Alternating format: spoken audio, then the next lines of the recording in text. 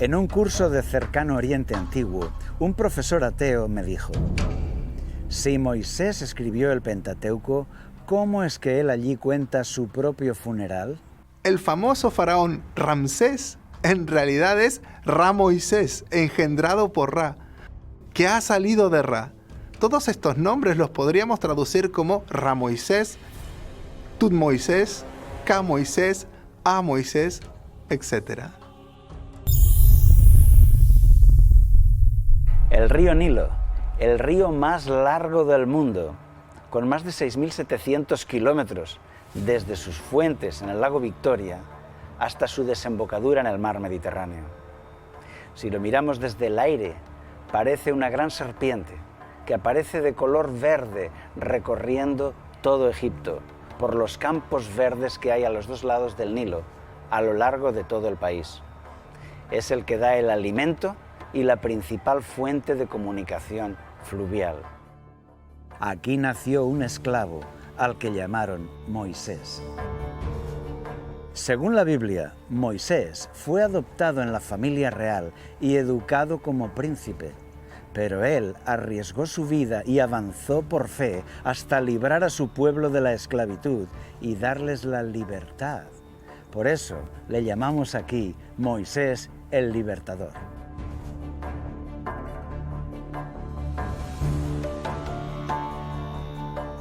Pero muchos rechazan la Biblia, considerándola una colección de mitos religiosos. Dan la idea de que la historia real contradice a la Biblia. Afirman que las historias bíblicas nunca sucedieron y explican sus argumentos. Hoy veremos aquí algunos de ellos en torno a la figura de Moisés, para darles una respuesta razonada. Comencemos por el principio.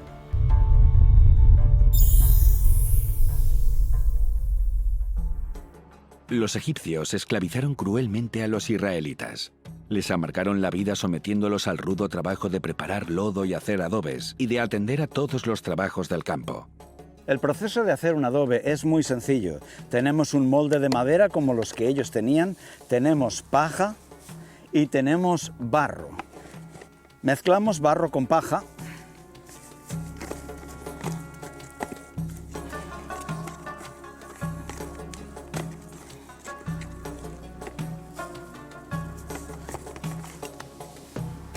Se vierte en el molde y se nivela por arriba. Lo llenamos. En algunos lugares colocan también sal en el barro para darle mayor consistencia.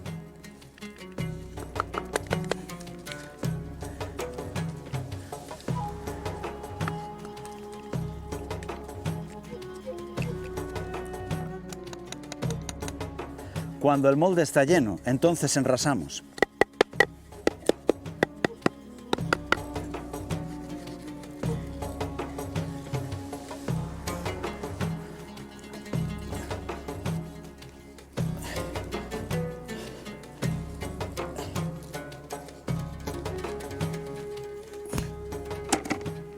Y ya tenemos el adobe. Cuando está casi seco, sacamos el molde y ya tenemos el adobe terminado. Imagina cientos y miles de adobes extendiéndose en grandes terrenos, secándose al sol. Este trabajo era para los esclavos hebreos. Un argumento contra la Biblia que yo he escuchado es: si las construcciones del Egipto antiguo eran de piedra, ¿cómo es que la Biblia dice que construían con adobes de barro? ¿No es esto una contradicción? ¿No será que el relato de Moisés es una fantasía? La respuesta es muy sencilla. La ciudad se construía con diferentes materiales, igual que sucede hoy, que unos edificios son de ladrillo, otros de piedra, otros de hormigón o acero. Por supuesto, los grandes templos y pirámides se construían de piedra, pero las casas de la población se hacían de adobe. También los almacenes, murallas, cuadras y aun palacios se construían de adobe. Y ese era el trabajo de los esclavos hebreos. Bien, aquí tenemos un ejemplo muy claro. Obra de arquitectos, ingenieros y artistas constructores y obra de esclavos. Esto es muy parecido a lo que sucedió en tiempo de los israelitas. construcciones hechas por egipcios, arquitectos, artistas, talladores, y las obras en ladrillo, en adobe, hechas por los esclavos, por los israelitas, los obreros de base. Aún los templos de piedra necesitan rampas de construcción hechas de adobes para subir las piedras y luego tallarlas con relieves. Se llaman pilonos a los dos muros de la fachada de un templo, a ambos lados de la puerta. Aquí, en este templo de Luxor, podemos ver todavía algo de la rampa de aquellas obras de construcción de este pilono. Había mucho trabajo que hacer con adobes, y así lo cuenta la Biblia, y así lo encontramos hoy. Los hebreos sí pudieron trabajar en la construcción, encargándose de los adobes. Esto, la gente con formación académica ya lo sabe, pero a nivel popular no se conoce. Por eso los egipcios pusieron capataces encargados de someter a los israelitas a trabajos muy duros. Les hicieron construir las ciudades de Pitón y Ramsés, que el faraón, rey de Egipto, usaba para almacenar provisiones. El egiptólogo Edward Naville excavó lo que para él fue la ciudad de Pitón, mencionada en Éxodo 1:11, en Tel Marscuta, en 1883. Desenterró muchas cámaras rectangulares sin puerta, una al lado de otra, hecha con muros de adobe muy gruesos. Eran silos de almacenamiento de grano, construidos con solo una abertura en el techo, según la costumbre egipcia. Estas pudieron ser las construcciones levantadas por los esclavos hebreos del relato de Éxodo 1. Lo más sorprendente de estos muros es que en la parte inferior son de adobes con barro y paja molida. En la parte media son barro con juncos de río, como si la paja se hubiera terminado, y en la parte superior son adobes de barro solamente. El faraón ha dado órdenes de que ya no se les dé paja. Ahora ustedes mismos tendrán que ir a recogerla en donde la encuentren. Pero no por eso se les va a rebajar la cantidad de adobes que tienen fijada. Los israelitas se dispersaron por todo Egipto en busca de rastrojo para usarlo como paja. ¿Serán estos los adobes sin paja de los hebreos? ¿Serán estas sus construcciones? Para el arqueólogo Edward Naville sí que lo son. Afirmaba que el nombre antiguo de la ciudad era Per Atum o Piatum, que habría dado el nombre bíblico Pitón. Nosotros solo podemos asegurar que estos hallazgos en Tel Marscuta nos muestran un escenario histórico que encaja perfectamente con lo que explica la Biblia.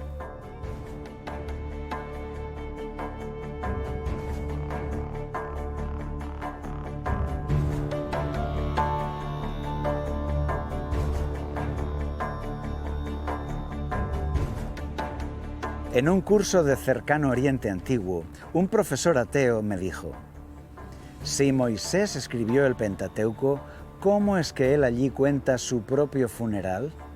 Es imposible. Moisés no escribió la Biblia, otros lo hicieron siglos después. No supe qué responder entonces, pero lo sé ahora. Efectivamente, en el libro de Deuteronomio, capítulo 34, la Biblia nos relata la muerte de Moisés. Incluso también los 30 días de duelo nacional que se hicieron en su memoria, y cómo Josué le sustituyó en el mando. Pero la Biblia no dice que eso lo escribió Moisés. ¿Cómo lo va a escribir Moisés si ya se había muerto, por favor? El propio capítulo 34 nos dice claramente que fue escrito tiempo después de morir Moisés. Así lo dice. Y ninguno conoce el lugar de su sepultura hasta hoy. Moisés escribió los 5 primeros libros de la Biblia. Son 187 capítulos, pero el último fue escrito por testigos oculares, que se añadió después a los libros de Moisés para completar la historia. Este capítulo, Deuteronomio 34, nos está diciendo: yo estuve ahí, yo lo vi con mis propios ojos. Es un capítulo que nos anima a creer la historia de Moisés, no a dudar de ella. Un argumento en contra de la Biblia es que no se encuentran restos que demuestren el paso de Israel por Egipto. Una simple tribu de beduinos deja rastro en el desierto, huesos quemados al cocinar, pedazos de cerámica rota. Pero, ¿cómo entender que más de 1 millón de personas acampan durante 40 años y no dejan rastro? ¿Será que esto nunca sucedió? ¿Qué podemos responder? Como se dice, en estos casos la ausencia de evidencia no es evidencia de ausencia. Es decir, el hecho de que no se hayan encontrado restos no demuestra que no existen. No debemos olvidar que es una zona deshabitada y que han pasado 3.500 años desde entonces. Es demasiado tiempo. Los restos están bajo tierra. La zona donde buscar es muy grande, inmensamente grande, y ni siquiera sabemos cuál fue la ruta que tomaron, porque los lagos de aguas amargas están en muchos lugares diferentes. En el Sinaí no hay evidencias de asentamientos israelitas porque vivían en tiendas. Eran nómadas, y esto quiere decir que no han dejado estructuras de piedra que hayan podido permanecer hasta nuestros días. Tenían que cargar con todas sus cosas de aquí para allá. No solían utilizar cerámica para los líquidos, sino pieles de animales, que eran mucho más livianas. Así que tampoco se encuentran restos de cerámica en el periodo del Éxodo. Una evidencia de la estancia de Israel en el desierto es la utilización de la madera de acacia. La Biblia dice que se usó acacia para construir el tabernáculo de Israel. La madera de acacia es el árbol más común en el desierto del Sinaí y el único cuya madera se puede usar en construcción. Además, muchas de las palabras usadas para describir los objetos del santuario tienen un origen etimológico egipcio. Incluso muchos personajes del Éxodo tienen nombres de origen egipcio. Si los israelitas no hubieran estado en Egipto, ¿de dónde vienen estos términos? Los madianitas se convirtieron en un enemigo que quería destruir a Israel. Si el relato de Moisés hubiera sido un invento, nunca habrían imaginado al líder y profeta de Israel, Moisés, acogido por Jetro, el madianita, y casado con una madianita. Habrían inventado para él un parentesco más honroso. Por todo esto, lo más lógico es pensar que la travesía en el desierto del Sinaí es la crónica de la experiencia real del pueblo de Israel cuando salieron de la tierra de la esclavitud y no un producto de la imaginación de escritores siglos después. Sobre las 10 plagas, no se encuentran pruebas en la historia oficial de Egipto. Los reyes egipcios buscaban el honor y la gloria, se creían divinos, no dejaban registro de sus derrotas. En sus paredes y monumentos grababan únicamente sus victorias. Es natural que la experiencia de las 10 plagas y el Éxodo no aparezcan en la historia escrita de Egipto. El poderoso imperio egipcio fue humillado por un grupo de esclavos. Sus grandes dioses vencidos por el dios de los extranjeros. Por eso, estos hechos no quedaron escritos. ¿O sí quedaron escritos? La respuesta está en Holanda, en el Museo Arqueológico Nacional de Leiden. Allí se conserva un papiro egipcio antiguo con un poema de aquella época. Se llama Los Lamentos de Ipuur. El papiro de Ipuur es extraordinario. Tiene casi 4 metros de largo. Es un poema donde Ipuur, que es un príncipe egipcio, se lamenta de una cadena de desastres naturales que han hundido al país. Hay hambre y muerte por todas partes. El texto se considera histórico y parece que está describiendo las 10 plagas del Éxodo. El papiro del lamento de Ipuur nos cuenta que Egipto ha caído en el caos. Describe el desastre nacional, plagas que castigan al ganado, los cultivos, las personas. En el poema, Ipuur se lamenta, atención, de que los esclavos se rebelan contra sus amos y ya no quieren obedecerles. Parece describir lo mismo que la Biblia en el Éxodo, incluso el agua convertida en sangre. Las plagas se propagan por todo el país. La sangre está por todas partes. El río es sangre. La gente no quiere probarla. La gente está sedienta en búsqueda de agua. La muerte no escasea.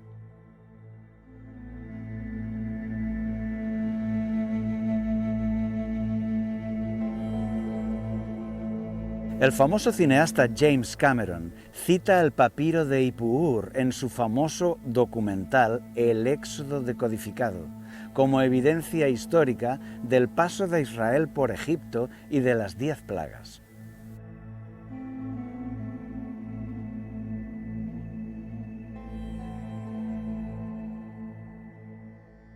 No quiero que se me entienda mal. Con la arqueología no podemos demostrar que el relato bíblico sucedió así, pero tampoco se puede demostrar que no sucedió así. No necesitamos encontrar confirmación arqueológica para cada historia de la Biblia. Podemos dejar que la Biblia sea la referencia de nuestra vida espiritual, simplemente creer, mientras que por otro lado, la ciencia trata de reconstruir la historia con hallazgos materiales comprobados. La Biblia no se escribió para enseñar historia, se enseñó para transformar los corazones humanos, y es para eso que tú debes usarla. Pero debido a los ataques que sufre la Biblia, nos alegra cuando sus relatos encuentran confirmación histórica. Las 10 plagas de Egipto son un tema muy discutido y lleno de significados, así que les vamos a dedicar a las 10 plagas un programa especial en exclusiva, porque hay mucho que decir. También el rey de Egipto habló a las parteras de las hebreas, una de las cuales se llamaba Sifra y la otra Fúa, y les dijo: cuando asistan a las mujeres hebreas a dar a luz y vean que es niño, mátenlo, pero si es niña, déjenla vivir. Pero las parteras temían a Dios y no hicieron como el rey de Egipto les mandó, sino que dejaban con vida a los niños varones. Este era un plan de exterminio, más cruel que el de Adolfo Hitler, porque aquí las matronas debían matar con sus manos a los bebés de su propia gente. Los críticos afirman que solo 2 matronas, Sifra y Fúa, no podían atender los partos de todos los hebreos del país. Por lo tanto, esta no es una historia real, sino un cuento para niños y gente inculta. Bien, en los párrafos siguientes, el párrafo dice las parteras, o sea que debieron haber más. Pero es cierto que solo se mencionan por nombre a 2, Sifra y Fúa. Debemos preguntarnos por qué. Veamos el contexto. En la Biblia, en Éxodo 1, versículo 9, nos dice que los hebreos eran más numerosos que los egipcios. Esto sucedía solo en esta región, porque estaban concentrados sobre todo en la tierra de Gosén y su capital, Avaris, en el delta este del Nilo, que es la tierra que el faraón les había dado a José y su familia. También dice que estaban concentrados en 2 puntos de trabajo, las ciudades de Pitón y Pi-Ramsés. Entre Avaris y Pi-Ramsés hay solo 3 kilómetros, no estaban en todo el país, estaban básicamente en una comarca, ¿de acuerdo? Por eso las parteras no tenían que cubrir todo el país, sino solamente aquella comarca. Es decir, que no se necesitaban tantas matronas, un parto es una vez cada 9 meses. Pero lo más importante que debemos entender es que aquí estaban en una crisis, no era una situación normal. Recordemos, el faraón ha ordenado que las parteras deben matar a todo varón que nazca. ¿No es normal que la mayoría de ellas hayan dimitido? Ahora entendemos mejor el texto. En la Biblia se recordaron a Sifra y Fúa, sus nombres, no por ser matronas, sino por su valentía y amor, arriesgando sus vidas para atender a aquellas madres y bebés. Sifra y Fúa se negaron a obedecer la ley cruel e injusta. No fueron las únicas parteras hebreas, pero sí las únicas recordadas por su heroísmo. Es una historia hermosa y una lección para todos nosotros. Los críticos también consideraban un fraude el nombre de Moisés. Decían que Moisés viene de la palabra hebrea mashá, que significa sacar. ¿Y por qué una princesa egipcia le pondría un nombre hebreo a su hijo? No tiene sentido. ¿Será esto un error de la persona que se inventó esta historia? Decían que esta incongruencia demuestra que el relato es falso. Lo llevó a la hija del faraón y vino a ser hijo suyo. Y le puso por nombre Moisés, diciendo: pues lo he sacado de las aguas.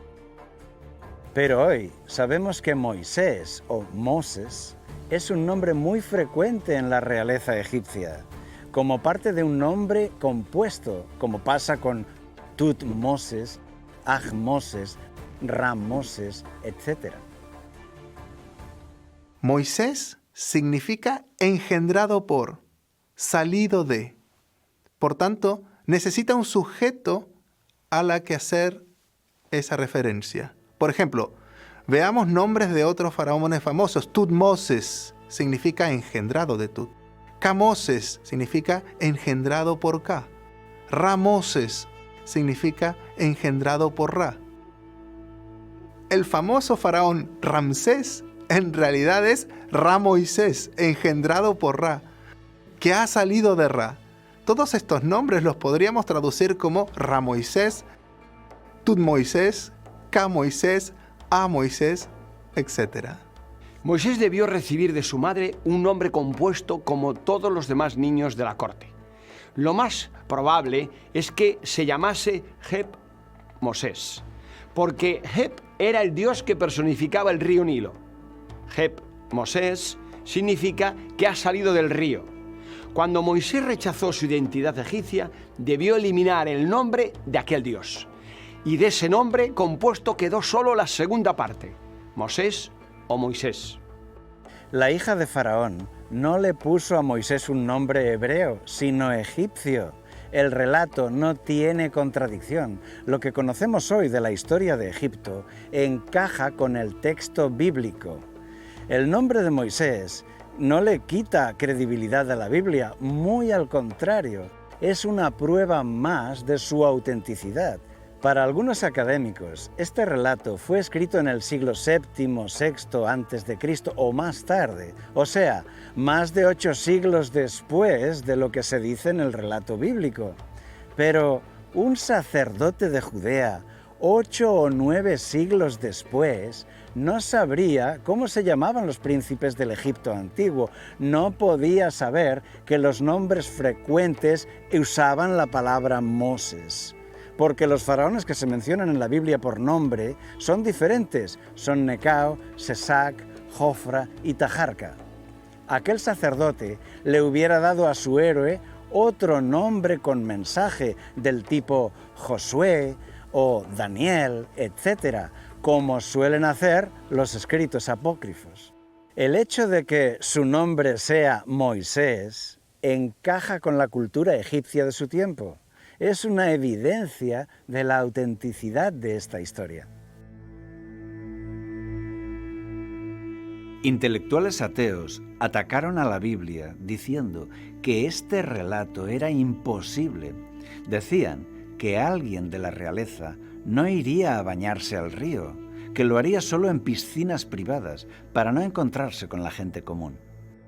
Desde luego, los reyes egipcios tenían piscinas en sus palacios, también pequeños lagos artificiales, pero el poder fertilizante y sagrado estaba solo en el río Nilo. Es fácil imaginar un palacio junto al río y una princesita que prefiere bañarse en el río porque le han enseñado que le dará mayor fecundidad y larga vida. Y sumergida hasta la cintura, pide al Nilo que la haga fértil. Los críticos también afirmaban que la canasta de Moisés no podía estar recubierta de asfalto, como dice la Biblia, porque el asfalto era un producto caro, importado de Mesopotamia, imposible de comprar para un esclavo. ¿Cómo puede ser que aquellos esclavos tuvieran asfalto? ¿Se trata de un relato falso, inventado?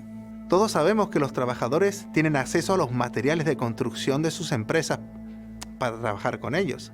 Fácilmente un esclavo pudo llevarse algo de asfalto de su lugar de trabajo y usarlo así.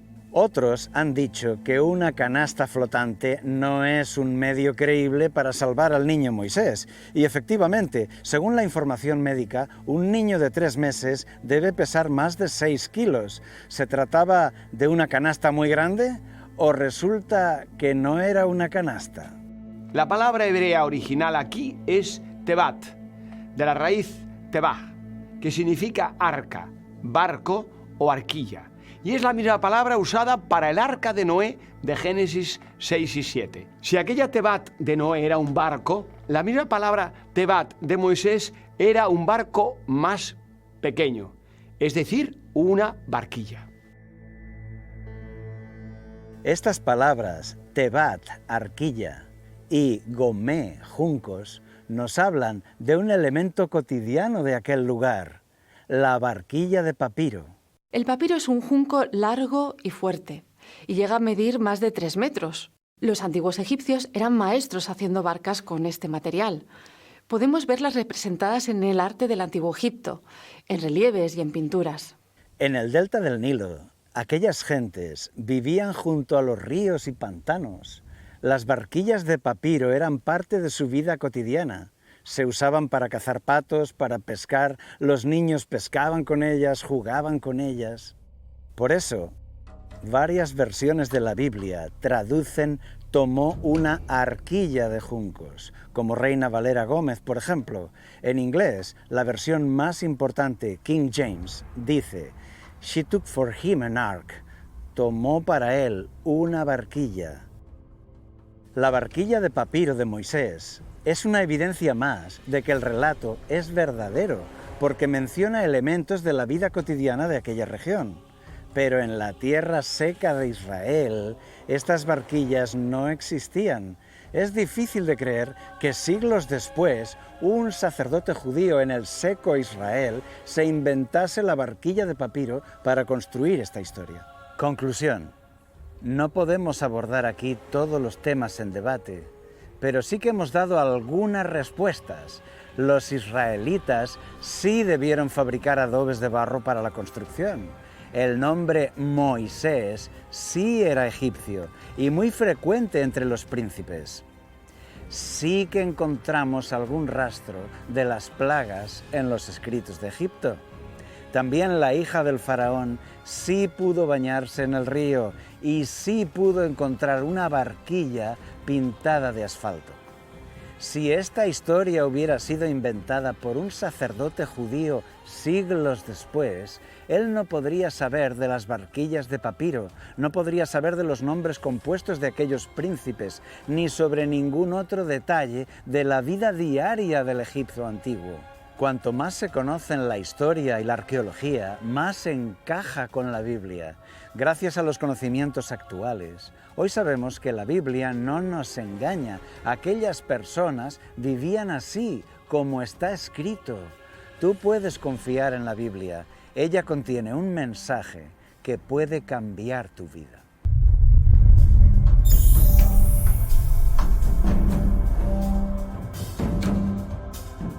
¿Quieres información actual? Suscríbete a nuestro canal. Para mayor difusión gratuita, danos un like y dale a la campanita.